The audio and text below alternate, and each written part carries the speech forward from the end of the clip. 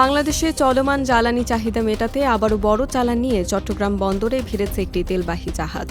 Malaysia থেকে প্রায় ৩৪,০০০ ton diesel নিয়ে চীনের পতাকাবাহী জাহাজ শানগ্যাং ফাজিয়ান পৌঁছেছে দেশের প্রধান সমুদ্র বন্দরে। আজ সকালে চট্টগ্রাম বন্দর কর্তৃপক্ষ জানিয়েছে, জাহাজটি শুক্রবার দিবাগত রাতে বঙ্গোপসাগরের কুতুবদিয়া চ্যানেলে বহির্নোঙরে পৌঁছায়। গত ২৯ মার্চ মালয়েশিয়া থেকে যাত্রা শুরু করা এই জাহাজটি এখন বন্দরে প্রবেশের অপেক্ষায় রয়েছে। প্রাইড শিপিং লাইন্সের ম্যানেজিং পার্টনার নজরুল ইসলাম বলেন, জাহাজটিতে রয়েছে ৩৪,০০০ টনেরও বেশি ডিজেল।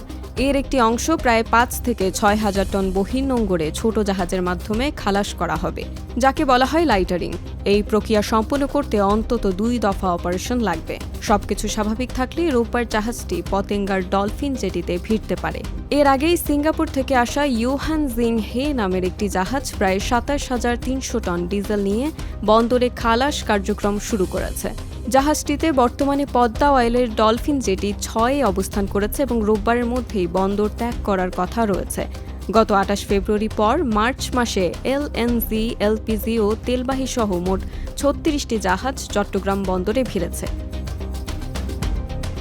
চলতি এপ্রিল মাসেই এসেছে ৪টি। চট্টগ্রাম বন্দর কর্তৃপক্ষ জানিয়েছে, দেশে চলমান জ্বালানি সংকট মোকাবেলায় তেল ও গ্যাসবাহী জাহাজগুলোকে অগ্রাধিকারের ভিত্তিতে বার্থিং দেওয়া হচ্ছে।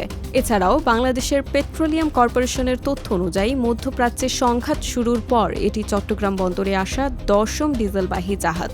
জ্বালানি সরবরাহ স্বাভাবিক রাখতে মধ্যপ্রাচ্যের বাইরেও বিকল্প উৎস থেকে আমদানি বাড়ানোর উদ্যোগ নেওয়া হচ্ছে।